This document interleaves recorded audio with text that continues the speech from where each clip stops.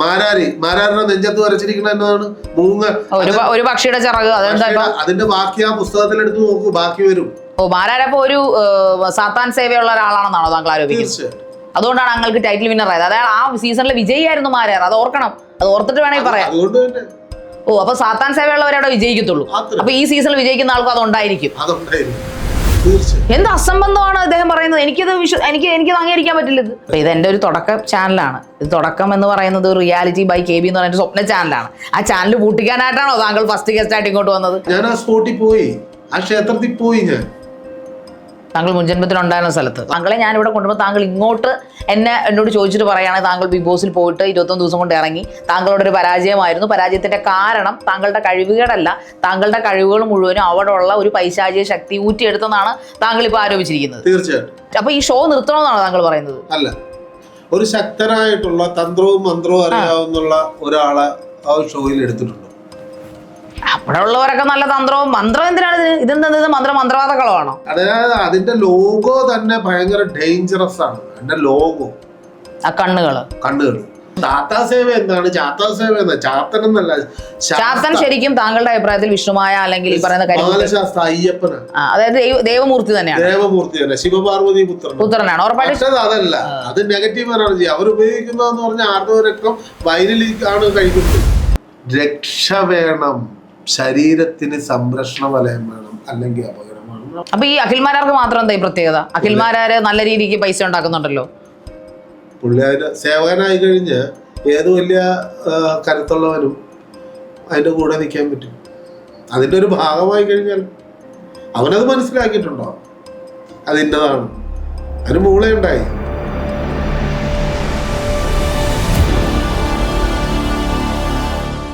ഇപ്പോൾ ഞാൻ ചോദിക്കാതെ തന്നെ ബിഗ് ബോസിലെ ഞാനൊരു ബിഗ് ബോസ് മത്സരാർത്ഥി അല്ലെങ്കിൽ കണ്ടസ്റ്റന്റിനല്ല ഇവിടെ ഇന്റർവ്യൂ എടുക്കാൻ ഇരിക്കുന്നത്. ഞാൻ ഹോട്ട് സീറ്റ് ആങ്കർ ശാരിക മാറി ഇപ്പോൾ ഇത് റിയാലിറ്റി ആങ്കറായി മാറിയിരിക്കുന്നു. എൻ്റെ ഒരു ചാനലാണിത്. അപ്പോൾ താങ്കളെ ഞാനിവിടെ കൊണ്ടുപോകുമ്പോൾ താങ്കൾ ഇങ്ങോട്ട് എന്നോട് ചോദിച്ചിട്ട് പറയുകയാണെങ്കിൽ താങ്കൾ ബിഗ് ബോസിൽ പോയിട്ട് 21 ദിവസം കൊണ്ട് ഇറങ്ങി, താങ്കളുടെ ഒരു പരാജയമായിരുന്നു. പരാജയത്തിന്റെ കാരണം താങ്കളുടെ കഴിവുകളല്ല, താങ്കളുടെ കഴിവുകൾ മുഴുവനും അവിടെ ഉള്ള ഒരു പൈശാചിക ശക്തി ഊറ്റിയെടുത്തെന്നാണ് താങ്കൾ ഇപ്പോൾ ആരോപിച്ചിരിക്കുന്നത്. തീർച്ചയായിട്ടും ആരോപിച്ചിരിക്കുന്നത്. അത് ഞാൻ അപ്പൊ എന്നെ ഒരു കഴിവുകെട്ടവളാക്കി കാണിക്കാൻ, അല്ലെങ്കിൽ താങ്കൾ എന്നെ പേഴ്സണലി നമ്മൾ തമ്മിൽ അറിയത്തില്ല, അതിനു മുമ്പ് നമ്മൾ കണ്ടിട്ടില്ല, അറിയത്തില്ല.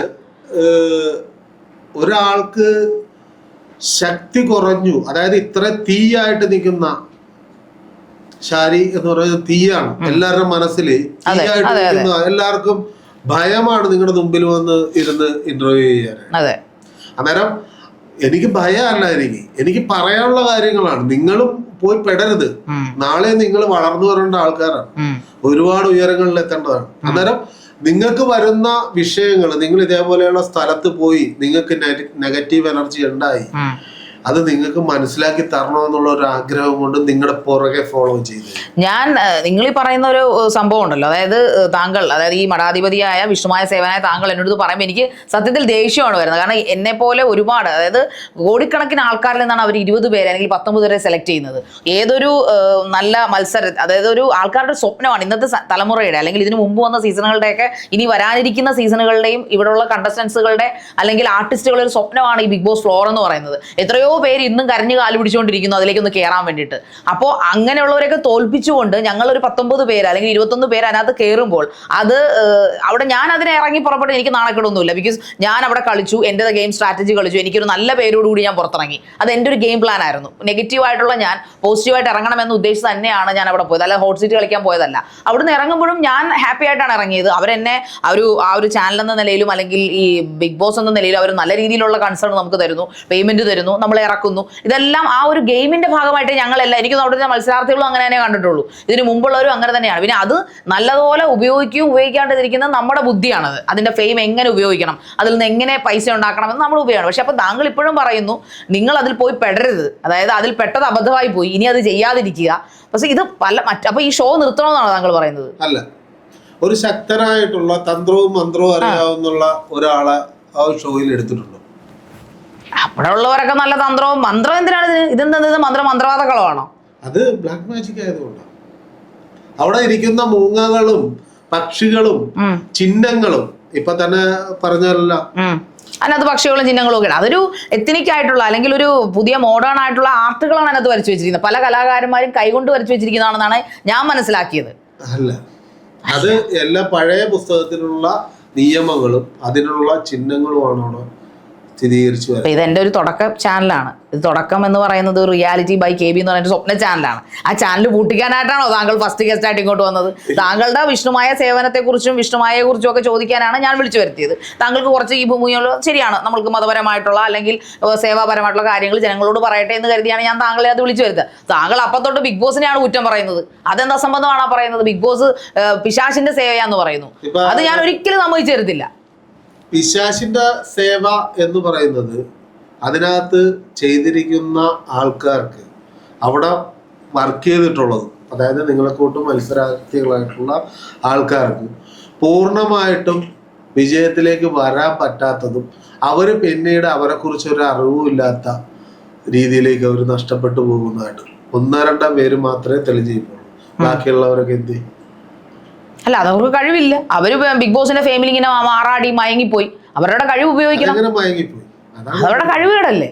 അതിന് ബിഗ് ബോസ് ആയിട്ട് എന്താ ബന്ധം? അവര് ബിഗ് ബോസ് നല്ല ബോസിനകത്ത് ചെയ്തിരിക്കുന്നതായിട്ടുള്ള ഓരോ പൈശാചികപരമായിട്ടുള്ള ശക്തി, അത് നിങ്ങളുടെ കഴിവുകൾ ബലപ്പെടുത്തി നിങ്ങളുടെ ബലപരമായിട്ടുള്ള കഴിവുകളെല്ലാം നഷ്ടപ്പെട്ട് നിങ്ങൾ ശരിക്കും ഒരു മാംസപരമായിട്ട് തന്നെ പുറത്തേക്ക് പോകും. അതായത് ബുദ്ധി എല്ലാം നഷ്ടപ്പെട്ടൊരു അവസ്ഥ, ഒരു മാംസപിണ്ഡമാക്കി. നിങ്ങൾ എന്നെ അപമാനിക്കാനാണ് ഇവിടെ വന്നിരിക്കുന്നത്. അതായത് ഞാനിപ്പോ ഒരു മാംസപിണ്ഡമാണ്. അതായത് അവിടെ ഇത്രയും കഴിവുള്ള എന്നെ ബിഗ് ബോസ് പോലും ഇറക്കിയപ്പോൾ അവര് പറഞ്ഞത് ശാരിക നല്ലൊരു ഗെയിം കളിച്ചു, ശാരിക കുറച്ചു നാളൂടെ നിൽക്കാമായിരുന്നു, പക്ഷെ വോട്ടിങ്ങിന്റെ പേരിൽ പുറത്തു പോകേണ്ടി വന്നു. ഏത് ഇനി ഞാൻ പറയുന്നു, ശാരിക പോയാൽ 100% പൂർത്തീകരിച്ച് തന്നെ വരുള്ളൂ. അതെന്താണ്? ഞാൻ നിങ്ങളുടെ വന്ന് വിഷ്ണുമായ വന്ന് ഇരിക്കണമെന്നാണ് പറയുന്നത്. പിന്നെ ഞാൻ അതിനുള്ള കാര്യങ്ങൾ ചെയ്തു തരാനുള്ള കഴിവ് എനിക്കുള്ളത്. ഓ, അങ്ങനെ.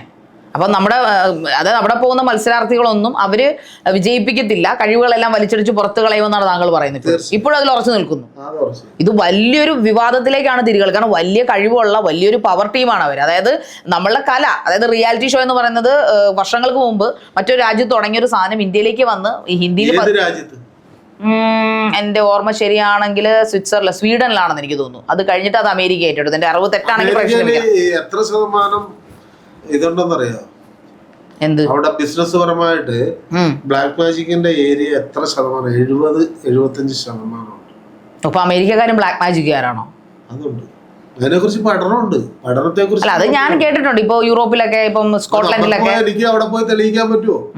ഇപ്പൊ നമുക്കറിയാവുന്നതും ഇപ്പൊ പണ്ട് നമുക്ക് വേണ്ട, താങ്കൾ അതൊന്നും പോയി തെളിയിക്കണ്ട. എനിക്ക് ബിഗ് ബോസിന്റെ കാര്യം എനിക്ക് തന്നെ ഉറപ്പ് പറയാം. ഞാൻ ബിഗ് ബോസിന്റെ ഒരു കണ്ടസ്റ്റന്റാ. ഞാൻ നിങ്ങൾ എന്നെ കുറിച്ച് ഇതൊക്കെ പറയുമ്പോ ഞാൻ ചോദിക്കുന്നതിനകത്ത് വേറൊരു കാര്യം ഉണ്ടല്ലോ. എന്ത് ചോദിക്കും? നിങ്ങളുടെ രക്ഷാപരമായിട്ടുള്ള ഒരു സാധനം അവിടെ കേട്ടിയില്ല. അല്ലാതെ അവരുടെ നിയമമല്ലേ? എന്ത് നിയമം? അതൊരു റിയാലിറ്റി ഷോ അല്ലേ. അതിനകത്ത് അവര് പറയുന്നത് നമുക്ക് കൃത്യമായിട്ടൊരു മറുപടി അവർ പറയുന്നുണ്ട്. അവർ പറയുന്നത് ഇതൊരു പ്രോഗ്രസീവ് ഷോ ആണ്, ഇവിടെ നമുക്ക് പ്രാർത്ഥന, അത് നിങ്ങളുടെ മൈൻഡ് ബൂസ്റ്റ് ചെയ്യാൻ പാടില്ല. അതായത് നിങ്ങൾ അവിടെ നെഗറ്റീവ് എനർജി ഉണ്ടെങ്കിൽ, അതായത് നെഗറ്റീവായിട്ടുള്ള കാര്യങ്ങൾ നമ്മുടെ മൈൻഡിന്റെ ബലം കൊണ്ട് തന്നെ നമ്മൾ അതിനെ ഓവർകം ചെയ്യണമെന്നാണ് അവർ പറയുന്നത്. ഇല്ല, ഞാൻ സമ്മതിക്കില്ല. അതിനകത്തുള്ള ഞാൻ കണ്ടിരിക്കുന്നതിനകത്തൊക്കെ ശരിക്കും ഒരു പ്രേതബാധ ബാധിച്ച പോലെയാണ് അതിനകത്ത് വർക്ക് ചെയ്യുന്നവരെ കാണുന്നത്. പരസ്പരം ബന്ധമില്ലാത്ത രീതിയിൽ മണിച്ചിത്രത്താഴെ മാടമ്പള്ളി മനയാണോ? അതേപോലെ തന്നെ അതിനേലും കഷ്ടമാണെന്ന് എനിക്ക് പറയാൻ പറ്റും. അത് കണ്ടിരിക്കുന്ന ആൾക്കാർ പലതുണ്ട്, ഭയങ്കരമായിട്ട് കണ്ടിരിക്കുന്നുണ്ട്. ഞാനത് കണ്ടവരൊക്കെ ഞാൻ പറഞ്ഞിട്ടുണ്ട്, കാണരുത്, അപകടമാണ്. ഈ ബിഗ് ബോസ് പ്രേക്ഷകർ ഇത് കാണരുതാണ് പറയുന്നത്. അതായത് അതിന്റെ ലോഗോ തന്നെ ഭയങ്കര ഡേഞ്ചറസ് ആണ്. അതിന്റെ ലോഗോ, ആ കണ്ണുകള് ഇത്ര മനോഹരമായ ലോഗോയെ കുറിച്ചാണ് ഈ വൃത്തിയോട് വിളിച്ചു. മനോഹരമായിട്ടുള്ള ലോഗോ 4 പേര് അവരുടെ പറയുന്ന ബൈബിളിന്റെ വെറുക്കപ്പെട്ടതിനകത്ത് കൃത്യമായിട്ട് വരച്ചു കാണിച്ചിട്ടുണ്ട്. ആ ലോഗോ തന്നെയാണോ അത്? അതല്ലെന്ന് അവര് തെളിയിക്കട്ടെ. ആ ലോഗോ അല്ല എങ്കിൽ അവർ പറയുന്നത് ഞാൻ താങ്കളാണ് തെളിയിക്കണം. അവർക്ക് എന്ത് കാര്യം തെളിയിക്കാൻ? അല്ല, അവർ തെളിയിക്കുകയല്ല, അവിടെ ഇരിക്കുന്ന മൂങ്ങയെ തെളിയിക്കുകയല്ല. അത് അവിടെ വരക്കുന്ന ചിത്രങ്ങള്, ആ ചിത്രങ്ങൾ ഏത് ഭാഗത്തിന്റെ ആണെന്നുള്ളത് തെളിയിക്കുക. മാരാരുടെ നെഞ്ചത്ത് വരച്ചിരിക്കുന്ന എന്നതാണ് മൂങ്ങ, ഒരു പക്ഷിയുടെ ചിറക്. അതിന്റെ ബാക്കി ആ പുസ്തകത്തിൽ എടുത്ത് നോക്കൂ, ബാക്കി വരും. മാരാരപ്പോ ഒരു സാത്താൻ സേവയുള്ള ഒരാളാണെന്നാണോ താങ്കൾ ആരോപിക്കുന്നത്? തീർച്ചയായിട്ടും.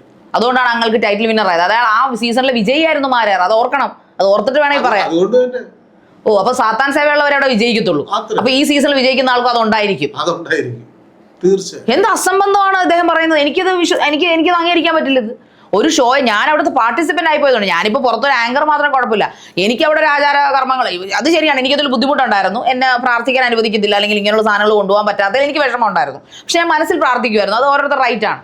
ഇനിയും ബിഗ് ബോസിൽ നിന്ന് പുറത്തിറങ്ങിയവരെ കൊണ്ടുവരും. ഞാൻ പല കാര്യങ്ങളും അവരൊക്കെ ചോദിച്ചിട്ട് മനസ്സിലാക്കി തരാം. എത്ര പേര് ഇറങ്ങിയിട്ടുണ്ടോ അവിടെ നിന്ന്? ഇപ്പൊ ഒരു 8 പേര് സംസാരിക്കാനായിട്ട് അവരെ കൊണ്ടുവരും. ഞാൻ കൊണ്ടുവരും. ഞാൻ എന്റെ സുഹൃത്തുക്കളോട് പറഞ്ഞ് നമ്മൾ ഈ ഫ്ലോറിലോ അല്ലെങ്കിൽ നമ്മൾ അവിടെ പോകും. ആശാനുള്ള ടിയും കാര്യങ്ങളും ഞങ്ങളും കൊണ്ടുപോകും. ഞാൻ വരാം. ഞാൻ നിങ്ങളുടെ സമയത്ത് ഞാൻ വരാൻ തയ്യാറാണ്. തെളിയിക്കണം. കാരണം ഇത് വലിയൊരു ആരോപണമാണ്. അവര് പൂർണ്ണമായിട്ടും സമ്മതിച്ചു തരും. നിങ്ങളെ കൂട്ടുള്ള കഴിവുള്ള ആൾക്കാരെ കൊണ്ടുപോയി കഴിവില്ലാത്ത ഒരു ഇതിലേക്ക് കൊണ്ടുപോകുന്ന ഒരു നെഗറ്റീവ് എനർജിയിലേക്ക് തള്ളിയിടുക, അതിലവര് ആഘോഷിക്കുക. അതാണ് അതിന്റെ സത്യം. ഞാൻ കരുതുന്നത് അവിടെ എല്ലാവരും നല്ല സെലിബ്രിറ്റീസ് ആയിട്ടാണ് അങ്ങോട്ട് പോകുന്നത്. മിക്കവരും 1-2 കോമണർ, അതായത് ജനങ്ങളിൽ നിന്ന് ഒരു കോമൺ ആയിട്ടുള്ള ആൾക്കാരെ അവർ എടുക്കത്തുള്ളൂ. അവരുടെ നിയമം മനസ്സിലാക്കി കണ്ണ് കെട്ടുക. നിങ്ങളുടെയൊക്കെ കണ്ണ് കെട്ടിക്കുക. ഞങ്ങളുടെ കണ്ണൊന്നും അവിടെ ആരും കെട്ടിയിട്ടില്ല. ഞങ്ങൾ കണ്ണു തുറന്നു തന്നെയല്ലേ ഇരുന്നത്. ആണ്. പക്ഷെ നിങ്ങളുടെ കരുത്ത് നഷ്ടപ്പെട്ടില്ല. എനിക്ക് കരുത്തൊന്നും നഷ്ടപ്പെട്ടിട്ടില്ല. നഷ്ടപ്പെട്ടവര് ഇല്ലേ? കയ്യോ കാലോ ഒക്കെ ഓടിച്ചു പോകുന്നു. അതിപ്പോ ഗെയിം അല്ലേ, ഇത് ഉന്തും തള്ളും. അത് വഴക്കല്ലേ അവിടെ എപ്പോഴും. മുന്തും തള്ളുമൊക്കെ ഉണ്ടായേക്കാം, ഫിസിക്കൽ ഇഞ്ചുറി ഉണ്ടാകാം. അതൊരു തെറ്റാണ്. ഉന്തും തള്ളും ഉണ്ടായ അവർക്ക് പിന്നീട് നിൽക്കാൻ പറ്റിയിട്ടുണ്ടോ? അതിപ്പോ അവരോട് ചോദിക്കണം. നമുക്ക് അവര് വിളിക്കും, ഞാൻ സംസാരിക്കാം. ഇത് വലിയൊരു വിവാദത്തിലേക്കാണ് ഷാരീനെ ഞാൻ വിടാം. ഷാരീനെ 100% റീ എൻട്രിയോ? റീഎൻട്രി വെച്ചോ. അത് അവരുടെ നിയമത്തിൽ ഇല്ലല്ലോ. അവരെ നിയമത്തിൽ അവര് ഇനി കരുതലോടുകൂടിയേ നിൽക്കുള്ളൂ. അവര് എന്തുകൊണ്ട് കരുതലോട്? ഒരു ഷോ ആകുമ്പോൾ ഒരു നിയമങ്ങളുണ്ട്, അവരുടേതായ പ്രിപ്പറേഷൻസ് ഉണ്ട്. അത് 1-2 അല്ല, 7 സീസൺ കഴിഞ്ഞു. ഇപ്പൊ 50 ദിവസം കഴിഞ്ഞു. ഇപ്പൊ പ്രേതബാധ ഇല്ല എന്ന് പറയുന്നത് പോലെ പ്രേതബാധ എന്തെങ്കിലും ഡേഞ്ചറസ് ആണ്. ബിഗ് ബോസിന്റെ ആകാം. അതെ, ബ്ലാക്ക് മാജിക് എന്ന് പറയുന്നത് വളരെ അപകടം എന്ന് പറഞ്ഞു കഴിഞ്ഞാൽ നമ്മൾ വിളിച്ചു വരുത്തുന്ന അപകടം തന്നെയാണ്. പെട്ടുപോയാൽ പിന്നെ അതിൽ നിന്ന് കയറണമെന്നുണ്ടെങ്കിൽ കാണാം. അപ്പൊ ഈ അഖിൽമാരാർക്ക് മാത്രം എന്താ ഈ പ്രത്യേകത? അഖിൽമാരാര് നല്ല രീതിക്ക് പൈസ ഉണ്ടാക്കുന്നുണ്ടല്ലോ. പുള്ളിയാര് സേവകനായി കഴിഞ്ഞ് ഏത് വലിയ കരുത്തുള്ളവനും അതിന്റെ കൂടെ നിൽക്കാൻ പറ്റും. അതിന്റെ ഒരു ഭാഗമായി കഴിഞ്ഞാൽ അവനത് മനസ്സിലാക്കിയിട്ടുണ്ടോ അതിൻ്റെതാണ്. അതിന് മൂളയുണ്ടായി. നമുക്ക് അഖിൽമാരോട് ചോദിക്കാം. അഖിൽമാരാർക്ക് പേഴ്സണൽ കോൺടാക്ട് ഒന്നുമില്ല. സാമ്പത്തികപരമായിട്ട് ഉന്നതിയായിരിക്കും. തീർച്ചയായിട്ടും അദ്ദേഹം നല്ല രീതി, അതായത് ബിഗ് ബോസിൽ നിന്ന് ഇറങ്ങിയ അദ്ദേഹം ടൈറ്റിൽ വിന്നർ ആയിട്ടാണ് ഇറങ്ങിയത്. ടൈറ്റിൽ എന്ന് വെച്ചാൽ വിജയിയായിട്ട് ഇറങ്ങിയ ആളാണ്. 5ാമത്തെ സീസണിലെ ആളാണ്. 5ാമത്തെ സീസണിൽ ഇറങ്ങിയിട്ട് ഈ 2 വർഷവും അഖിൽമാരെ ജനങ്ങൾ ഇപ്പോഴും അറിഞ്ഞുകൊണ്ടിരിക്കുന്നത്. അദ്ദേഹം ഇവിടുന്ന് ലൈവ് ഷോ ആയാലും അദ്ദേഹത്തിന്റെ ഒരു സ്റ്റേറ്റ്മെന്റ് ആയാലും അദ്ദേഹം പറയുന്നത് എന്ത് തന്നെയായാലും ലക്ഷങ്ങളാണ് കാണുന്നത്. ആണല്ലോ. അതെ, അദ്ദേഹം നല്ല നിലപാടുള്ള ആളായതുകൊണ്ടാണെന്നാണ് എനിക്ക് തോന്നിയിരിക്കുന്നത്. പുച്ഛിക്കുന്നോ? എന്താ പുച്ഛിരി? പുച്ഛിക്കുന്നതല്ല. ഒരു സിനിമ ഉണ്ടായിരുന്നല്ലോ, പൃഥ്വിരാജിന്റെ ഒരു മൂവി, ഒരു കുട്ടീനെ കൊണ്ടുപോയി തട്ടിക്കൊണ്ടുപോയി. അത് മനസ്സിലായി. ഭാവനയൊക്കെ ഉണ്ടായിരുന്ന സിനിമ, നല്ല സ്കോട്ട്ലൻഡിലൊക്കെ വെച്ചെടുത്ത ഗൾഫ് രാജ്യങ്ങളിലെ. അത് ശരിക്കും ബ്ലാക്ക് മാജിക് ആണ്. അത് അതിനകത്ത് അവർ പറയുന്നുള്ളൂ കാളിയന്തലക്കാരെന്നോ അങ്ങനെ കറുത്തച്ഛന്റെ കൂട്ടെന്നൊക്കെ. കറുത്തച്ഛന്റെ ഇത് തന്നെയാണ്. അതായത് ലൂസിഫർ സിനിമ, ഒരു കഥയല്ലേ? ലൂസിഫർ സിനിമ, പൃഥ്വിരാജിന്റെ ഇത്, ഈ എമ്പുരാൻ എന്ന് പറയുന്നത് ഇപ്പൊ വിഷ്ണുമായ സേവയായിട്ടാണ്. അത് ശരിക്കും ചാത്താ സേവയാണത്, മറ്റേ സാത്താ സേവയല്ല. സാത്താ സേവയാണ് ബ്ലാക്ക് മാജിക്, ഡെവിൾസ് വർഷിപ്പ് എന്ന് പറയുന്നത്. അത് പറഞ്ഞ് രണ്ടും കൊളാക്കി വെച്ചിരിക്കും. സാത്താ സേവ എന്താണ്, ചാത്താ സേവ എന്നാ? ചാത്തൻ എന്നല്ല. ചാത്തൻ ശരിക്കും താങ്കളുടെ അഭിപ്രായത്തിൽ വിഷ്ണുമായ അല്ലെങ്കിൽ ഈ പറയുന്ന ബാലശാസ്ത്ര അയ്യപ്പനാണ്. അതായത് ദേവമൂർത്തി തന്നെയാണ്. ദേവമൂർത്തി തന്നെ, ശിവപാർവതി പുത്രനാണ്. ഉറപ്പായിട്ടും അതല്ല, അത് നെഗറ്റീവ് എനർജി. അവർ ഉപയോഗിക്കുന്നതെന്ന് പറഞ്ഞാൽ ആർത്തവ രക്തം വയലിൽ ആണ് കഴിക്കുന്നത്. അതൊക്കെ നമുക്ക് വിളിച്ചു പറയാൻ പറ്റുമോ? എല്ലായിടത്തും എല്ലാ കാര്യങ്ങളും വിളിച്ചു പറയാൻ പറ്റുമോ? അതറിയാവുന്നവർക്ക് അതിനെക്കുറിച്ച് ശരിക്കും അറിയാം. അതിനെക്കുറിച്ച് പഠിക്കാനുണ്ട്. ഏറ്റവും കൂടുതൽ പെമ്പിള്ളേരെ പോയി പെടുന്നത് അതിനകത്താണ്. നമ്മുടെ സംസ്ഥാനം വിട്ട് പുറത്തേക്കൊക്കെ പോയി കുട്ടികൾ പോയി വഴിതെറ്റി പോകുന്നതിനകത്തൊക്കെ ഇതിലൊക്കെ പെടുന്നുണ്ട്. മയക്കുമരുന്ന്, ജോയിന്റ് അടി എന്നൊക്കെ പറഞ്ഞു, ജോയിന്റ് അടി അങ്ങനെയൊക്കെ പോയി പെടുന്നുണ്ട് മയക്കുമരുന്നിൽ. അന്നേരം ഇതെല്ലാം ഇതിനുമായിട്ട് ബന്ധപ്പെട്ടുള്ളതാണ്. അത് എറണാകുളം, കൊച്ചിയിലുണ്ട്. ശരിയാണ്. ഇപ്പൊ മയക്കുമരുന്നൊക്കെ നമ്മുടെ നാട്ടിലൊരു സാമൂഹ്യ വിപത്തായി കൂടിക്കൊണ്ടിരിക്കുകയാണ്. ഫോർട്ട് കൊച്ചിയിലുണ്ട്. ഫോർട്ട് കൊച്ചിയിൽ അതറിയാവുന്ന, അതിനെക്കുറിച്ച് അറിയാവുന്ന, ജനിച്ചു വളർന്നിരിക്കുന്ന ഒരാളവിടെ ഉണ്ട്. എന്നാണ് മാർട്ടിൻ, മട്ടാഞ്ചേരി മാർട്ടിൻ. മട്ടാഞ്ചേരി, അദ്ദേഹത്തെ ഞാൻ ഇന്റർവ്യൂ ചെയ്തതാണല്ലോ. മട്ടാഞ്ചേരി മാർട്ടിനെ കൊണ്ടുപോകാൻ ഞാൻ ചോദിക്കാം. അത് കഞ്ചാവാണ് അദ്ദേഹം, കഞ്ചാവ്. പുള്ളിക്ക് ഇതിനെ കുറിച്ച് അദ്ദേഹം പറഞ്ഞ എന്റെ മക്കൾക്ക് കഞ്ചാവ് കൊടുക്കാനാ പറഞ്ഞത്. കഞ്ചാവ് കൊടുക്കാനോ, കഞ്ചാവ് മോശമായിട്ടൊന്നും അല്ലല്ലോ പറയുന്നത്. വടക്ക് ഈ കേരളം എന്ന് പറയുന്നത് ഇട്ടാവട്ട ഇച്ചിരി കിടക്കുന്ന തുമ്പ് പോലെ കിടക്കുന്ന സംസ്ഥാനത്ത് മാത്രമേ ഉള്ള നിയമങ്ങളും പ്രശ്നങ്ങളും മാത്രം. എന്ത് തൊട്ടാലും പ്രശ്നങ്ങളാണ്. വടക്കോട്ട് ചെന്ന് കഴിഞ്ഞാൽ ഒരു പ്രശ്നവുമില്ല. ഇതെല്ലാം വെച്ച് വടക്കാണ് ഏറ്റവും കൂടുതൽ ആക്രമണങ്ങളുള്ളത്. ഏറ്റവും കൂടുതൽ കാടന്മാരുള്ളത് വടക്ക് രാജ്യങ്ങളിലെ, വടക്ക് സംസ്ഥാനത്താണല്ലോ. അവിടെ ഞാനൊരു കാര്യം ചോദിക്കൂ. ഇവിടെ കൂടുതൽ സമ്പന്നന്മാരാണ്, വിദ്യാഭ്യാസത്തിൽ മുന്നോട്ട് ആണ് പറയുന്നത്. പക്ഷെ ഈ താഴ്ന്ന നിരത്തെ നീരോടും അവിടെ ദൈവം തുണയുമെന്ന്. ഇവിടുത്തെ ആൾക്കാര് ഒരു കോടി വന്നു കഴിഞ്ഞാൽ ഒരു 30 വർഷം കൂടെ മുന്നോട്ട് പോയി കഴിഞ്ഞാൽ വടക്കുന്നുള്ള അരിയില്ലെങ്കിൽ ഇവിടെ പട്ടിണിയാകാറുണ്ട്. പച്ചക്കറി ശരിയാ. അതെന്തുകൊണ്ടാണെന്ന് വെച്ചാൽ പാടശേഖരങ്ങളില്ല, കൃഷിയില്ല, ഒന്നുമില്ല. ഇപ്പൊ ഞാൻ കഴിഞ്ഞ ദിവസം ബാംഗ്ലൂർ പോയിട്ട് വന്ന വഴി പൂ പിടിച്ച് കാടുപോലെ നിൽക്കുക. അവർക്ക് ഓണത്തിന് വേണ്ടിയിട്ടല്ല പൂ കൃഷി ചെയ്യണം, അവർ പെയിന്റ് കമ്പനിക്ക് കൊടുക്കാൻ വേണ്ടിയിട്ടാണ്. ഇവിടെ ഒരു 10 ചെടി വെച്ചിട്ട് മന്ത്രിമാരുൾപ്പെടെ അതിന് ഉദ്ഘാടനമോ കാര്യങ്ങളോ വെച്ച് കഴിഞ്ഞാൽ ഇവിടെ ചെയ്യാൻ ആളുകളില്ല. കുറച്ചു പേരെ. ഇവിടെ ഒരു സുജിത്ത് എന്ന് പറയുന്ന ഒരാളുണ്ട്, കർഷകനുണ്ട്.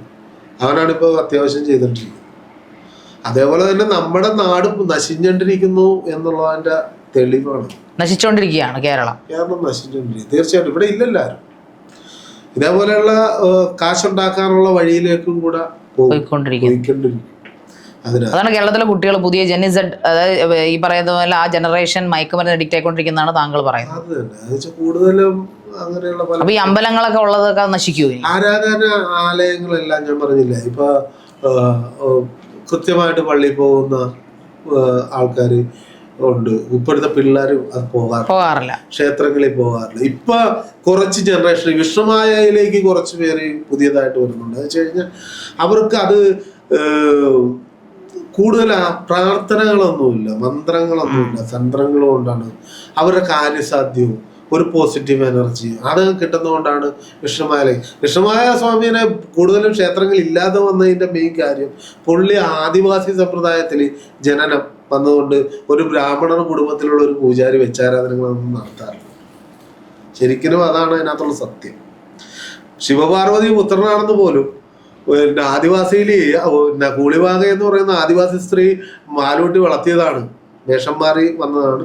അന്നേരം അത് ആ ഒരു കുട്ടീനെ ഒരിക്കലും ഒരു തന്ത്രിപരമായിട്ടുള്ള ബ്രാഹ്മണ കുടുംബക്കാര് ആദിവാസി കാട്ടിക്കിടക്കണവനെ എടുത്ത് നമ്മൾ വലിയ ഇതാക്കുക. അതുകൊണ്ടാണ് പുള്ളി ഒറ്റപ്പെട്ടു പോയത്. ഇപ്പൊ വരുന്നതെന്ന് പറഞ്ഞാൽ തിരിച്ചറിവിലേക്ക് വരുന്നത് ഇതിപ്പോ കലിയുഗ വരുന്നതാണ്. അതുകൊണ്ടാണ് ബാലശാസ്ത്ര ഇനി കൂടുതൽ ക്ഷേത്രങ്ങളും കൂടുതലും മഠങ്ങളും വിഷ്ണുമായുടെ വരും. പക്ഷെ ഇതിന് കുറച്ച് പേര് പൈസ ഉണ്ടാക്കാൻ വേണ്ടി നടത്തുന്നതെന്ന് പറയാൻ പറ്റില്ല. നമ്മളെ സംബന്ധിച്ച് അതിന് പൈസയ്ക്ക് വേണ്ടിയിട്ടല്ല, അതൊരു തന്ത്രം പഠിച്ചിട്ടുണ്ടെങ്കിൽ അത് ചെയ്യണമെന്നുള്ളതാണ്. അപ്പൊ ഈ പെരിങ്ങോട്ട് ദേവസ്ഥാനവും അതോടൊപ്പം തന്നെ ഈ കാളിയാർ മഠം ഒക്കെ നന്നായിട്ട് കാശ് മേടിക്കണം. അത് വെച്ച് കഴിഞ്ഞാൽ പ്രേതബാധ ഒഴിവ് എന്ന് പറയുമ്പോൾ നമ്മൾ ലൈവ് ഒഴിവാണ്. ഒരു ശരീരത്തുണ്ടെങ്കിൽ മാത്രമേ ഒഴിവിക്കുള്ളൂ. അല്ലാതെ ഒരു ആരോപണത്തിന്റെ പുറത്ത് ഒഴിവില്ല. നമ്മൾ നേരിട്ട് തെളിയിച്ചു കൊടുക്കുകയുള്ളൂ, അവരെ സംരക്ഷിക്കുക. അല്ലാതെ നമ്മളൊരു ഹോമം നടത്തിയാണെന്ന് ഒഴിവ് നടക്കുന്നില്ല.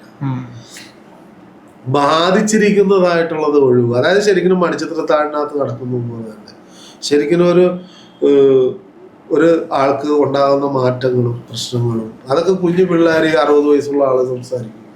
അതൊക്കെ എൻ്റെ കയ്യിൽ വീഡിയോ ഉണ്ട്. നമ്മൾ പുറത്തു വിടാത്തതിന്റെ കാര്യം അവരുടെ കരിയറിനെ ബാധിക്കുന്നതുകൊണ്ട്. അല്ലെങ്കിൽ ഞാൻ നിങ്ങൾക്ക് വീഡിയോ തരാം, ഒത്തിരി വീഡിയോ. ഞാൻ ആഴ്ച 4-5 ഒഴിവ് ചെയ്യുന്നു. അന്നേരം ഇത് മറ്റേ ബ്ലാക്ക് മാജിക്കിൽ പെട്ട അവരെ ഒഴിവിട്ടുണ്ട്. അത് ഭയങ്കര ഡേഞ്ചറാണ്. ഞാൻ ഒഴിവ് ഒരുപാട് ബുദ്ധിമുട്ടിട്ടുണ്ട്. ഇതുകൊണ്ട് തന്നെയാണ് എനിക്ക് ബ്ലാക്ക് മാജിക്കിൽ പെട്ടവരെ ഒഴിവ് ചെയ്തിട്ടുണ്ട്. ഉണ്ട്, തീർച്ചയായിട്ടും. ഭയങ്കര ഡേഞ്ചറാണ്. അവർ ആർദ്രവ രക്തമൊക്കെ സ്വയമേ ആർജിച്ച് ആർദ്രവ രക്തം വൈനിൽ കലക്കി കുടിച്ച് അവർ അതിന് വേണ്ട കാര്യങ്ങൾ ചെയ്ത് സ്വയമേ ആർജിച്ചെടുത്തിട്ട് വിഷയങ്ങളുണ്ടായ ടീമുണ്ട്.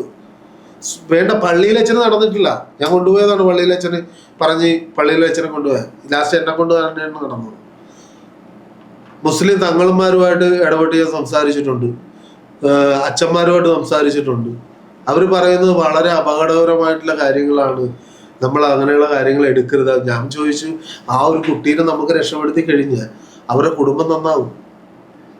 ഈ 15 വയസ്സ് 16 വയസ്സുള്ള കുട്ടികളുടെ മേത്തും 5 വയസ്സുള്ളതും പ്രായമുള്ളവരുടെ മേത്തും ആണുങ്ങളുടെ മേത്തൊക്കെ കയറുന്നത് ഇത് നമുക്ക് നേരിട്ട് കണ്ട് മനസ്സിലാക്കി അവരുടെ ഫാമിലീസിന്റെ മുമ്പിൽ വെച്ച് ഈ പണ്ടത്തെ പോലെ അടിയും പിടിയൊന്നും ഇല്ല. ഒരു വിളക്ക് വെച്ചാൽ ഏത് വലിയ ശക്തിയും നമുക്ക് ഒഴിവ് ചെയ്യാൻ പറ്റും. അതാണ് തന്ത്രം. അപ്പൊ ഈ പ്രേതബാധ ആൾക്കാരുണ്ടെന്ന് പറഞ്ഞല്ലോ, അവരെങ്ങനെ ഒഴിവ് ചെയ്തുകൊണ്ട് വരുമ്പോൾ ഇവരെയൊക്കെ എവിടെ സൂക്ഷിക്കും? അത് നമുക്ക് മഠത്തിന് ചൈതന്യം വെച്ചിരിക്കുന്ന മൂർത്തികൾ വെച്ചിരിക്കുന്ന ചൈതന്യത്തിലേക്ക് തന്നെ ലയിപ്പിച്ച് കളയും. അവർക്ക് മോക്ഷം കിട്ടും. അപ്പൊ അതോ അവർക്ക് മോക്ഷം എന്ന് പറഞ്ഞ സാധനം ഉള്ളതാണോ? മോക്ഷമുണ്ട്. മോക്ഷം കിട്ടുക എന്ന് പറഞ്ഞു കഴിഞ്ഞാൽ അത് റീസൈക്കിൾ നടക്കുക എന്നുള്ളത്. അതായത് വേറൊരാള് നമുക്ക് ദുരിതപരമായിട്ട് നിൽക്കുമ്പോൾ അവർക്ക് ചിലപ്പോൾ താങ്ങായിട്ട് മാറുന്നത്. അങ്ങനെയാണ് അതിൻ്റെ കണക്ക് വരുന്നത്.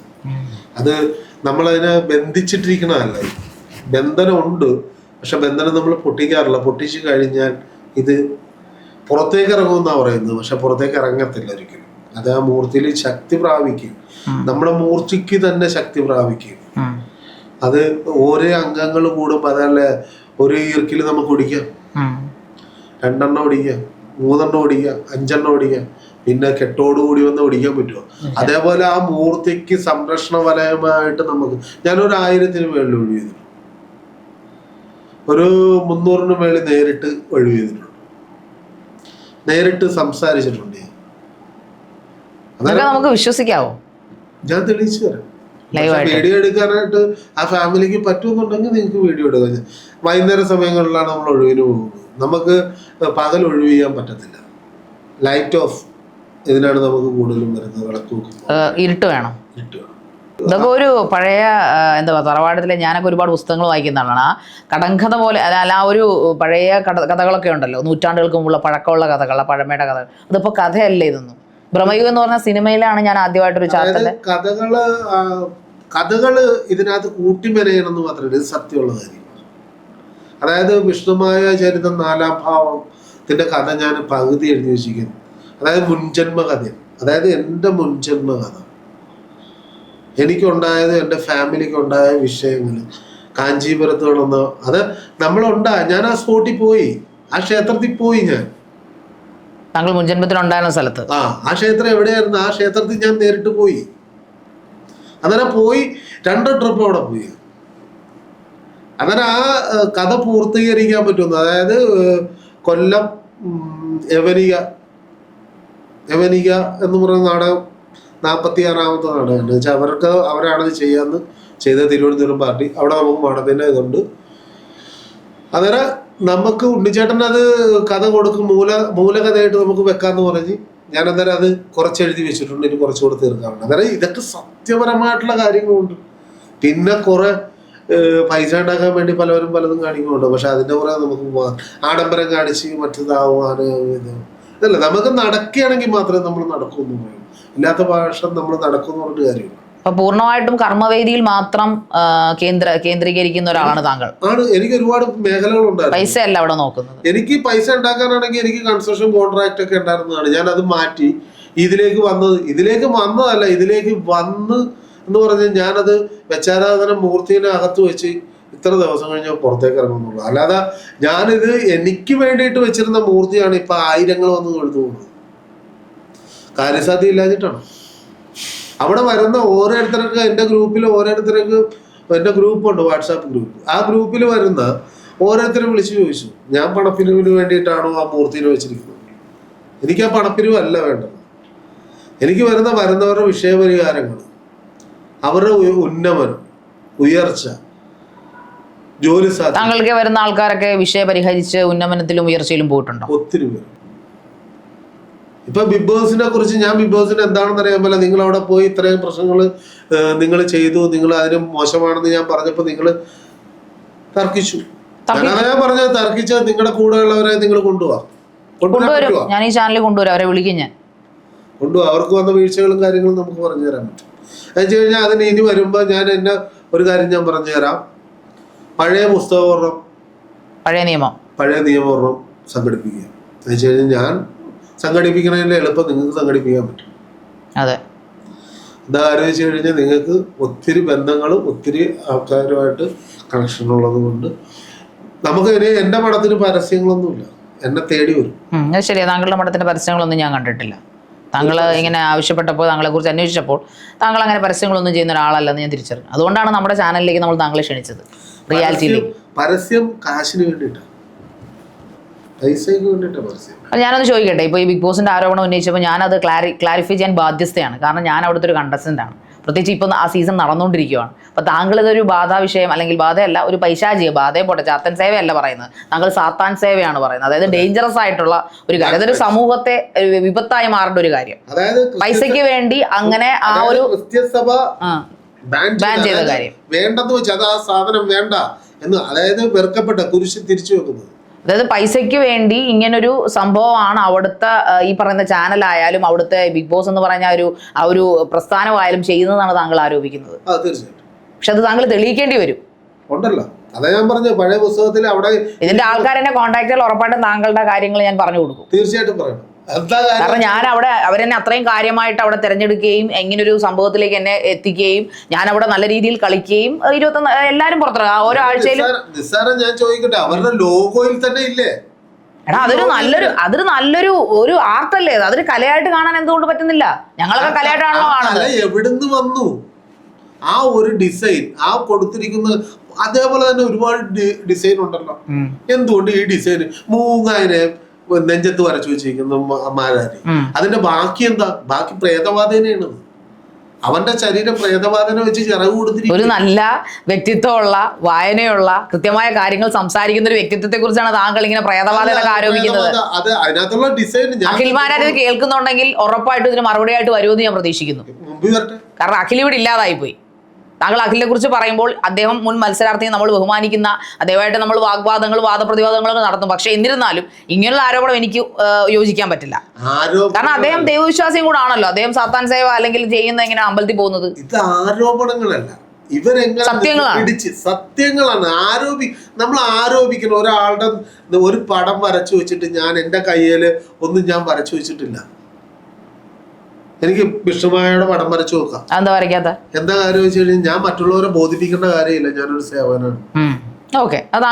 മനസ്സിലായിരിക്കും, എന്റെ ശരീരത്തായിരിക്കും. ഒരു പക്ഷേ ചില ആൾക്കാർ കണ്ടിട്ടില്ല, പെമ്പിള്ളാരുടെ പേര് കെട്ടാൻ പെമ്പിള്ളാരുടെ പേര് ലാസ്റ്റ് കുറച്ചു നാൾ കഴിയുമ്പോ തേച്ചിട്ട് ലാസ്റ്റ് അവിടെ വേറെ ഡിസൈൻ അടിക്കേണ്ടി വരും. ഞാൻ അങ്ങനെയല്ല. എനിക്ക് നമ്മുടെ വിശ്വാസങ്ങളും നമ്മുടെ ശക്തികളും എന്നിൽ വന്നിരിക്കുന്ന, എൻ്റെ അടുക്കെ വന്ന് ഇത്രയും വർഷങ്ങളായിട്ട് ഞാൻ 24 വർഷം പഠിച്ചിട്ട് 2 വർഷം കൊണ്ട് എനിക്ക് ചെയ്തു കൊടുക്കാൻ പറ്റുന്ന 99% ആൾക്കാരുടെ പ്രശ്നങ്ങൾ എനിക്ക് പരിഹരിക്കാൻ പറ്റിയിട്ടുണ്ട്. ബിഗ് ബോസിൽ ഇനി ആൾക്കാർ നല്ല മത്സരം പോകരുതെന്നാണോ പറയുന്നത് താങ്കൾ? പോകരുതെന്നും ഞാൻ ആർക്കെങ്കിലും പറഞ്ഞിട്ടില്ല, പോകരുതെന്നും പറഞ്ഞിട്ടില്ല. അവിടെ മത്സരിച്ചിരിക്കുന്നവർക്ക് രക്ഷ വേണം, ശരീരത്തിന് സംരക്ഷണ വലയം വേണം, അല്ലെങ്കിൽ അപകടമാണെന്ന് പറഞ്ഞു. ഒരു നൂൽപ്പാലത്തെ കൂടെ പോകുമ്പോ, ഒരു റോപ്പേ കൂടെ ഒരാൾ സൈക്കിള് ചവിട്ടി പോകുമ്പോ അവന് മേളിൽ നിന്നൊരു സംരക്ഷണം കൊടുത്തില്ലേ, അവൻ താഴത്ത് വീണ് മരണപ്പെടുക. അതേപോലെ ഒരു സംരക്ഷണം നമുക്കുണ്ടെങ്കിൽ നല്ലതാണെന്നാ. നമ്മളെ ചുടലക്കാട്ടിലോട്ടൊന്നും അല്ലല്ലോ പോകുന്നത്, ബിഗ് ബോസിലേക്കല്ലേ പോകുന്നത്. അപ്പൊ അതൊരു ചുടലക്കാടാണോ? ചുടലക്കാടാണെന്ന് ഞാൻ പറയുന്നില്ല. അത് അടുത്ത അതിന്റെ ബുക്കും കാര്യങ്ങളും കിട്ടിക്കഴിയുമ്പോ ഞാൻ അവിടുത്തെ ഡിസൈനും കാര്യങ്ങളും അതിന്റെ അകത്ത്. താങ്കൾ അപകടത്തിലേക്ക് പോകാനായി ഇപ്പൊ ഈ കടന്ന് വിളിച്ചു പോകുന്നത്. അതിനകത്തുള്ള ഫോട്ടോസ് മുഴുവൻ കിട്ടാൻ സാധ്യതയുണ്ടോ? നിങ്ങൾ അതിനകത്ത് പോയിട്ടുള്ളതാണ്. ഞങ്ങൾക്ക് ക്യാമറ ഒന്നും ഉപയോഗിക്കാൻ പറ്റില്ല. ഞാൻ അത് പോയിട്ടുള്ള അതതിന്റെ നിയമമല്ല, അതാണ് അതിന്റെ പാറ്റേൺ. ആ ഷോയുടെ പാറ്റേൺ അതാണ്. ക്യാമറ ഉപയോഗിക്കാൻ പാടില്ല, പേപ്പർ പറ്റില്ല, പുറം ലോകമായിട്ട് ബന്ധമില്ല. നമ്മളതിന്റെ മൈൻഡ് ഗെയിം ആണത്. മൈൻഡിന്റെ പവറാണ് അവിടെ അളക്കുന്നത്. അതുകൊണ്ടല്ലേ അതേപോലെയുള്ള ചിഹ്നങ്ങളും എംബ്ലങ്ങളും കൊടുക്കണം. അല്ലെങ്കിൽ നോർമലി ഒരു വീടിനകത്ത് ചെയ്താൽ പോരെ. ബെഡായി ബംഗ്ലാവ് ഒന്നും ഉണ്ട് അതിനകത്ത് വല്ല. ബെഡായി ബംഗ്ലാവ് അതൊരു വേറൊരു ഷോ അല്ലേ? അതിനകത്ത് വല്ല ഇതുണ്ട്, നെഗറ്റീവ്സ് ഒന്നും ഉണ്ട്. പക്ഷെ ഇത് താങ്കൾ തെളിയിക്കേണ്ടി വരും. ഈ ചാനലിൽ വന്നിരുന്ന ഒരു ബിഗ് ബോസ് കണ്ടസ്റ്റന്റ് എന്നുള്ള ഒരു ഫെയിം ഉപയോഗിച്ചാണ് ഞാൻ ഈ ചാനൽ ഇപ്പൊ ചെയ്തത്. നിങ്ങൾ അതിനകത്ത് ഒരു മത്സര യോദ്ധാവായിരുന്നല്ല. അതെ, അതുകൊണ്ട് തന്നെ ഇവിടെ വന്നു. അപ്പൊ എന്നെയാണ് താങ്കൾ, എന്നെ വെല്ലുവിളിക്കാണ് താങ്കൾ ഇങ്ങോട്ട് വന്നത്. ഞാനും താങ്കളെ വെല്ലുവിളിച്ചു. താങ്കൾ തെളിയിക്കണം. കാരണം ഇപ്പോഴും നടന്നുകൊണ്ടിരിക്കുന്ന ഒരു ഷോയാണ്, ഇനിയും അടുത്ത വർഷങ്ങളിലും നടക്കാനിരിക്കുന്ന ഒരു ഷോയാണ് സീസൺ 8. അത് ഗെയിം ആകുമ്പോ തോക്കുമല്ലോ. തോക്കുന്നതല്ല, അവർക്ക് മെന്റലി പ്രശ്നങ്ങൾ ഉണ്ടാവും. അവർക്ക് അതിനകത്ത് മെന്റലി ഗുളിക കഴിക്കുന്ന ആരെങ്കിലും ഉണ്ട്? ഇപ്പൊ ഇറങ്ങിയ ആൾക്കാർ ആരുമില്ല. ഇറങ്ങിയവര് എത്ര പേര് ഇറങ്ങിയിട്ടുണ്ട് ഈ വർഷത്തെ? ഈ വർഷത്തെ 7-8 പേര് ഇറങ്ങിയിട്ടുണ്ട്. ഈ 7-8 പേരുടെ കോണ്ടാക്ട് നമ്പർ ഉണ്ട്, കയ്യിലുണ്ട്. അതൊന്ന് വിളിച്ചൊന്ന് സംസാരിക്കണം. എന്നിട്ട് അടുത്ത ഷോയിൽ അവരുമായിട്ട് നമുക്ക് വീഡിയോ കോളാ ഇതിലായിരുന്നു സംസാരിക്കാനുള്ളൊരു ഗ്യാപ്പ് ഉണ്ടായിരുന്നു. വേണ്ട, നമുക്ക് കഴിഞ്ഞ വർഷത്തെ മത്സരാർത്ഥികളെ വിളിക്കാം. എന്നാലും മതി. താങ്കൾ ബിഗ് ബോസിനെ ഒന്ന് തോണ്ടി, അതെനിക്ക് തീരെ ഇഷ്ടപ്പെട്ടിട്ടില്ല. അത് രണ്ടാമത്തെ കാര്യം, അതിലെ മനോഹരങ്ങളായിട്ടുള്ള ചിത്രങ്ങളെ താങ്കൾ അധിക്ഷേപിച്ചു. അത് അധിക്ഷേപിച്ചെന്ന് പറഞ്ഞു കഴിഞ്ഞാൽ അതിലെ ചിത്രങ്ങൾ എല്ലാം ഇതിനെ സൂചിപ്പിക്കുന്നതാണ്, പൈശാചിക ശക്തികൾ ഞാൻ പറഞ്ഞ വളരെ മനോഹരമായിട്ട് എല്ലാവർക്കും കാണാൻ അത് ചിത്രങ്ങൾ, പിന്നെ മറ്റ് സാധനങ്ങൾ, അവർ ഓരോ വീടുകൾ മനോഹരമാക്കാൻ വേണ്ടിയിട്ട് കുറച്ച് സാധനങ്ങൾ താങ്കൾ ചോദിച്ചത് മൂങ്ങയുണ്ടോ, ആടുണ്ടോ, മറ്റതുണ്ടോ, മറിച്ചുണ്ടോ എന്നൊക്കെ. അത് സ്വാഭാവികമായിട്ടും നമ്മുടെ വീട്ടിൽ എല്ലാവരും നമ്മൾ വെക്കുമല്ലോ, വളരെ എത്തനിക് ആയിട്ടുള്ള അല്ലെങ്കിൽ കുറച്ച് ട്രഡീഷണൽ ആയിട്ടുള്ള കാര്യങ്ങൾ വെക്കാൻ ആഗ്രഹിക്കുന്ന ആൾക്കാർ ചിലപ്പോൾ വെക്കും. ചിലപ്പോൾ മമ്മിയുടെ പടമൊക്കെ വെക്കുന്നവരില്ലേ, പഴയ ഈജിപ്ഷ്യൻ മമ്മിയുടെ പടങ്ങളൊക്കെ, അതൊക്കെ വെക്കത്തില്ലേ. അപ്പോൾ അവരൊരു പ്രോഗ്രസീവ് ഷോ ആയതുകൊണ്ട് അതൊക്കെ വെക്കുന്നു. അപ്പോൾ അങ്ങനെയുള്ള കാര്യങ്ങൾ എങ്ങനെയാണ് താങ്കൾ സാത്താൻ സേവ എന്ന് പറയുന്നത്? അതായത് പഴയ നിയമത്തിലുള്ള ബുക്ക് കിട്ടാനുള്ള വഴി ഉണ്ടാക്കുക.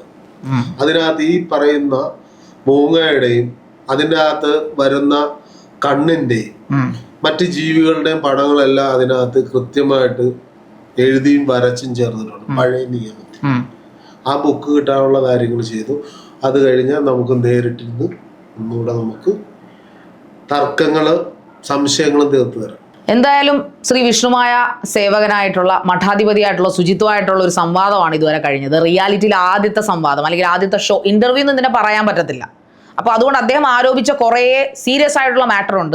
അദ്ദേഹം ചോദിച്ച പോലെ ഇതിന്റെ പഴയ നിയമത്തിൽ, അതായത് ബൈബിളിന്റെ പഴയ നിയമത്തിൽ ബിഗ് ബോസിനെ എതിരെ അദ്ദേഹം കുറേ ആരോപണങ്ങൾ ഒരു കണ്ടസ്റ്റന്റ് എന്ന നിലയിലും അതിന്റെ ഒരു ഭാഗമായ നിലയിലും എനിക്ക് നല്ല വിഷമം ഉണ്ടാക്കി അദ്ദേഹത്തിന്റെ ആരോപണങ്ങൾ. അപ്പോൾ അതുകൊണ്ട് തന്നെ ഇത് തെളിയിക്കേണ്ട ധാർമ്മിക ഉത്തരവാദിത്തം ഈ ചാനലിന്റെ ഒരു ഹോസ്റ്റ് എന്ന നിലയിൽ എനിക്ക് തെളിയിക്കേണ്ട ധാർമ്മിക ഉത്തരവാദിത്തമുണ്ട്.